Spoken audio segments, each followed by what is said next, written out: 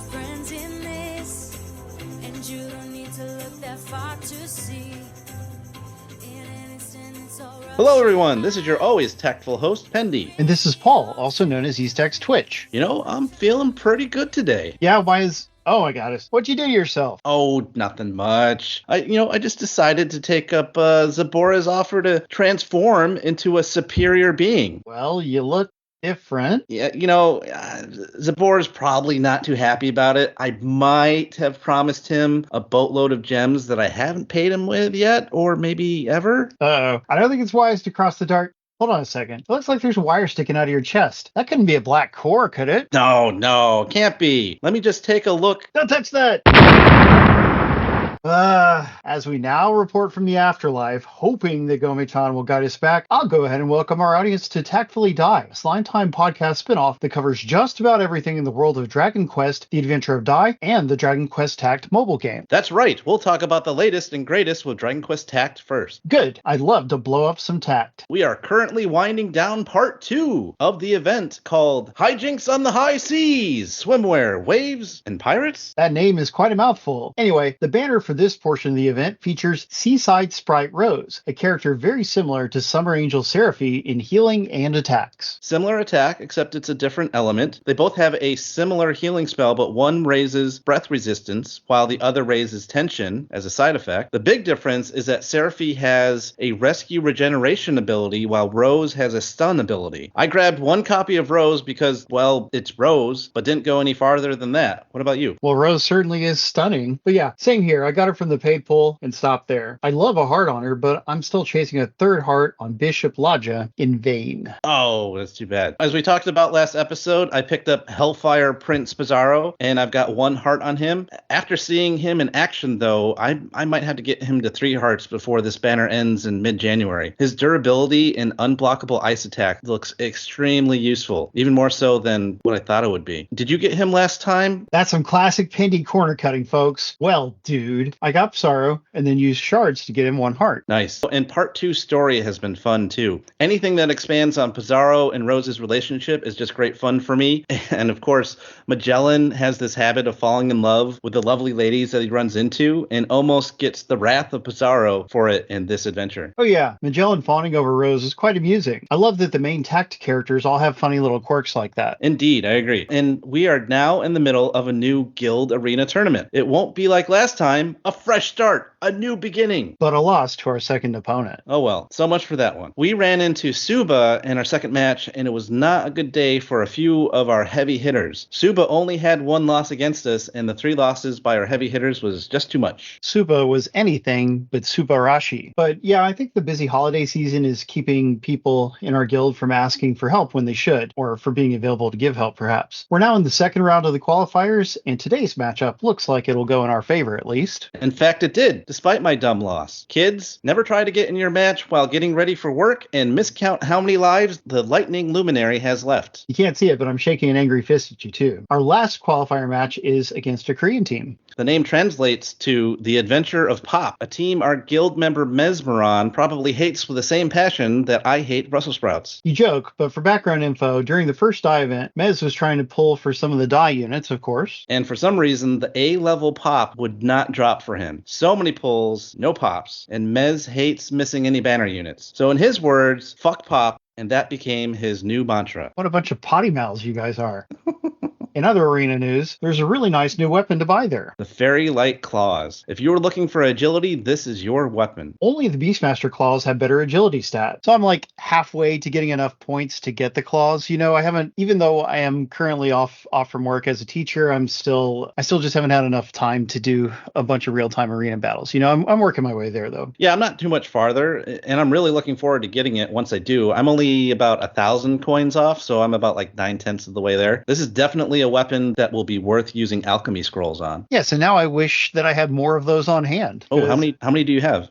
Oh, maybe like 2, I think. I don't know. Oh, I used them like they were going out of style apparently early on. Oh, I've got like 12. Must be nice. It will be.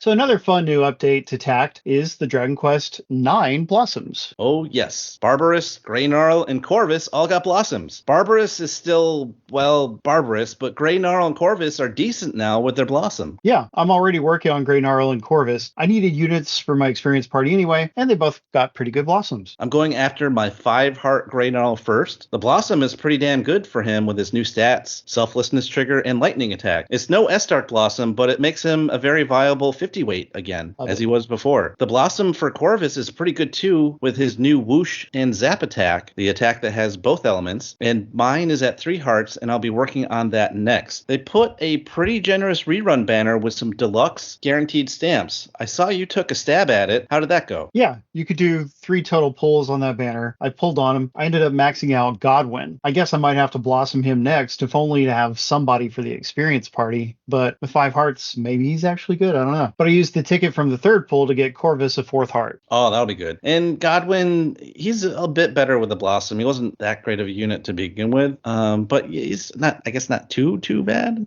I don't know.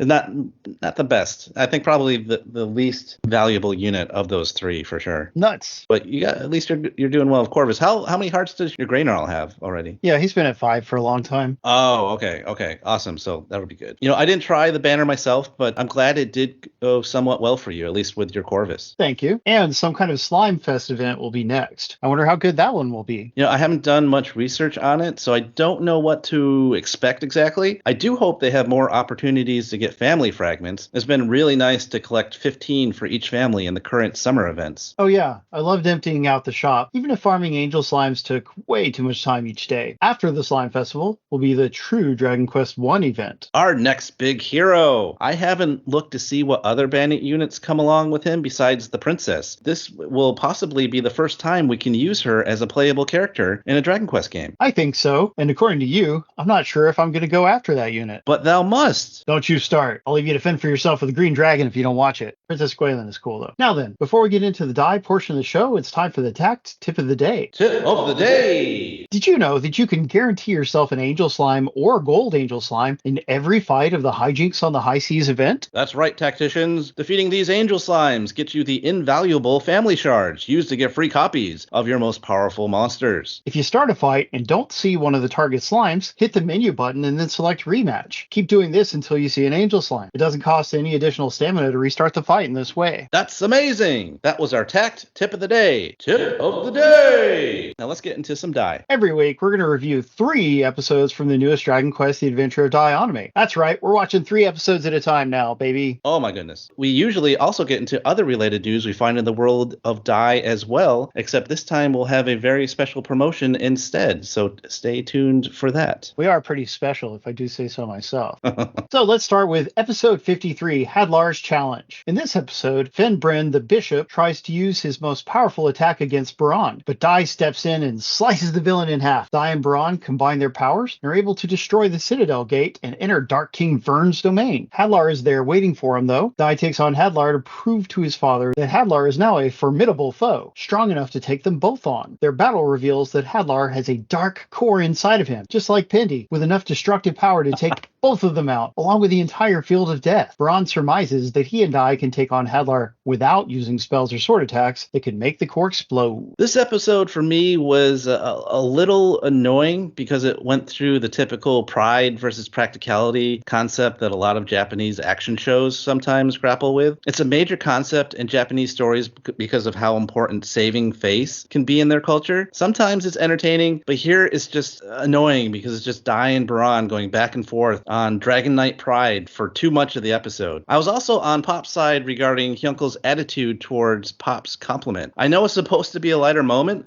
Instead, I was just as annoyed as Popp was about it. I mean, come on, man. He was trying to tell you something good, and he's like, oh, whatever. Okay, whatever, Hyunkel, Mr. Grumpy Pants. But not my favorite episode in the series. I had the whole Monty Python, get on with it, line running through my head as I watched this one. Well, Hyunkel is known to be difficult. I agree about the pride argument being repetitive and unnecessary. Shonen shows like Dai, they go to the well on concepts like that a little too often. So if you've seen a few of these shows, then this kind of thing, it's very obvious what's going to happen and all that. On the plus side, we get to see Fenbren taken out like a chump right at the beginning of the episode. Given how long the fights can take in some of these shows, it's nice to see an enemy be completely outclassed and get instantly dispatched as a result. Fenbren was a wannabe Flazard, and he won't be missed. We also learn about the Dark Core gimmick in this episode. The writer needed a reason for Dai and Baran to not just wipe the floor with Hadlar, and the Dark Core serves that purpose. It feels a little artificial since the concept of the Dark Core was never introduced before, but it certainly makes the rest of the fight with Hadlar more interesting. On to episode 54, Hadlar versus Baran. In this episode, Dai and Baran try their strategy of not using sword or spell attacks against Hadlar, but it goes very poorly. Baran takes a gamble by attempting to use his Giga Break attack to behead Hadlar and dispose of the Black Core before King Vern, hey Vern, realizes what is happening. Unfortunately, his sword is not strong enough to cut through Hadlar's neck. Kilvern appears and reveals that Baran's sword was corroded by Kilvern's magma blood back when the two fought earlier. Hadlar almost gets in a killing blow, but Dai jumps in front of his father and takes the hit from Hadlar's claws. Baran heals Dai and uses Kasnooze on him to take him out of the fight. Baran then transforms into his Dragonoid form to finish off Hadlar. Hadlar's confusion about why Dai and Baran are holding back at the start of the fight, it's somewhat amusing. I feel a little sorry for him despite his past crimes. Baran putting Dai to sleep isn't very unexpected, but it's handled well. Dai gets so frustrated because he really wants to help, and we see Baran thinking back to Dai's childhood, back when his son was named Dino. I really enjoyed the reconciliation between the two Dragon Knights. To be honest, for me, this whole beginning sequence versus Hadlar wasn't very exciting for me, as I thought it dragged on a bit too much. It's not until the next episode that it finally kicks into gear, though I did appreciate the flashback to Baran struggling as a new father. I thought that was very sweet. Next comes episode 55, The Black Core. This episode begins with Popp, Kyuncle, Mom, and Crocodile all fighting against Hadlar's Royal Guard. Meanwhile, Baran is fighting Hadlar and has him completely outmatched. Baran overtakes Hadlar, so King Vern decides to set off the Black Core. Thankfully, Baran uses his Draconic Aura to keep the core from complete activation. Only the close proximity of its creator, King Vern, can fully set it off at this point. Miss Vern then rushes into the fray, revealing his true form and using his powers to set off the bomb himself. The Black Core explodes, raising King Vern's palace into the sky. On the surface exterior of the castle, we learn the Crocodile managed to dig a hole to protect everyone from getting caught up in the blast, but the fate of Hadlar, Dai, and Baran is unknown. This is an episode where everything finally picks up for me. It's a great mix of action and lighthearted moments. We also get to see some activity on the surface between the Royal Guard and Dai's party, something that seemed to mostly have been forgotten about in the last two episodes. So it's nice to see them fighting against each other a little bit. Dragonoid Baran just absolutely decimating Hadlar was so satisfying and entertaining to watch. I also loved the moment where Crocodile picks up Popp by his head and gives him no mercy whatsoever for being bitchy about how he had just saved them all. The big reveal of the palace floating in the air is a great way to end the episode. After a pair of lackluster episodes, at least as far as I was concerned, it was nice to watch the show kind of get back into its groove with this one. Indeed. I felt sorry for Hadlar again in this episode. He learns that Vern has betrayed him, and even his friend Miss Vern lets him down. So Hadlar started out as just an unredeemable bad guy, and he still is a bad guy, but he's sort of become honorable towards the end of things, you know? And it's never fun to see somebody get betrayed unless they're just super hate-worthy. And Hadlar's a little better than that. He's somewhat likable. So yeah, definitely feel some sympathy for him at this moment. And I agree that this is the best episode of the three, and that makes sense since it's the climax of the Hadlar battle, the time when things get the most real. Speaking of most, I'm most eager to see what happens to Dai, Baran, and Hadlar in the next episode.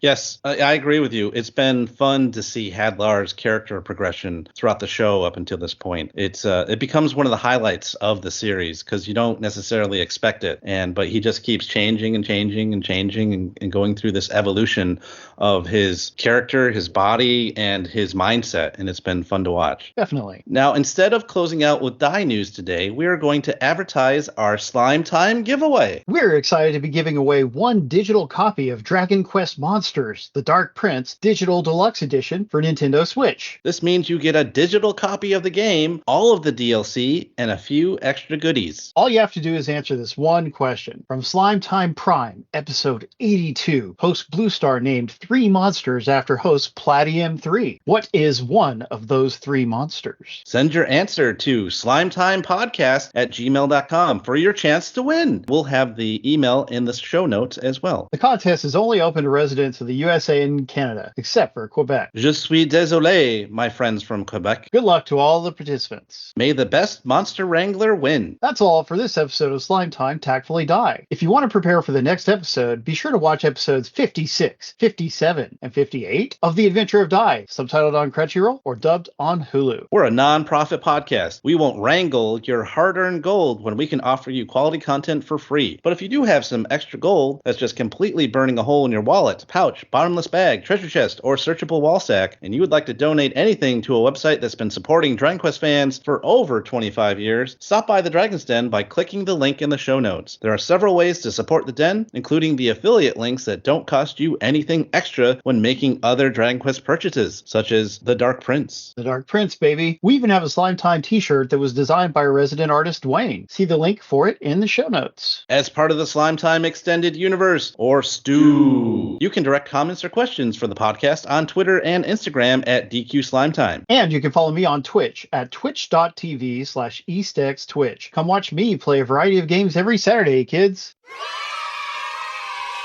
Join in tons of Dragon Quest discussion at the Dragon's Den forums or Discord. It's poisoned. What's that? The Discord, it's poisoned. And the Dragon Questers, Infinity Strash, and Dragon Quest Tact global Facebook groups. We'd like to thank everybody that made this podcast possible, including Pendy, Woodus, the Dragon's Den, and Andre Brower. May you rest in peace, Captain Holt. Please like, subscribe, and write a review for the podcast. We'll catch you later, everybody. Don't hate, appreciate. Time to zoom on out of here.